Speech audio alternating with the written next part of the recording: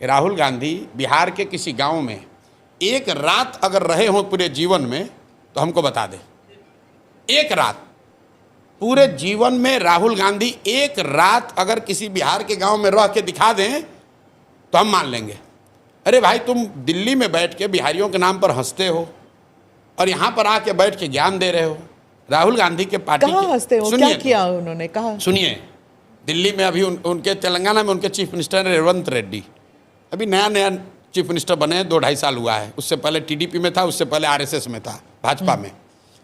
मुख्यमंत्री बनने के बाद उसने आधिकारिक तौर पर एक बयान दिया एक इंटरव्यू में कि बिहारियों का डीएनए है मजदूरी करना, बिहार के लोग पैदा ही हुए हैं मजदूरी करने के लिए। आप बिहारियों को कहते हो कि तुम पैदा हुए हो मजदूरी करने के लिए और बिहार में आकर बड़ा बड़ा ज्ञान दोगे।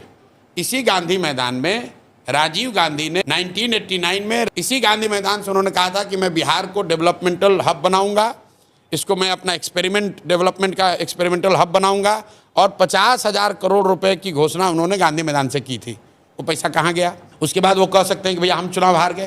तो उसके बाद यूपीए की 10 साल सरकार रही, नरसिम्हा राव 5 साल मुख्यमंत्री रहे, प्रधानमंत्री रहे। 15 साल कांग्रेस की केंद्र में सरकार रही है। बिहार के लिए क्या किए हो बताओ? और अगर गाली नहीं दे रहे हो बिहारियों को तो राहुल गांधी के तो रेवंत रेड्डी लाडले मुख्यमंत्री हैं। काहे कहा कि बिहार का आदमी मजदूरी करने के लिए पैदा हुआ है और राहुल गांधी उस पर बयान नहीं देंगे? भाई, सिखों के साथ जाति हुई तो कांग्रेसियों ने माफ़ी मांगी ना कि भाई हम माफ़ी मांगते हैं, तो बिहारियों से माफ़ी मांगिए, तब आके बिहार में कीजिए कैंपेन।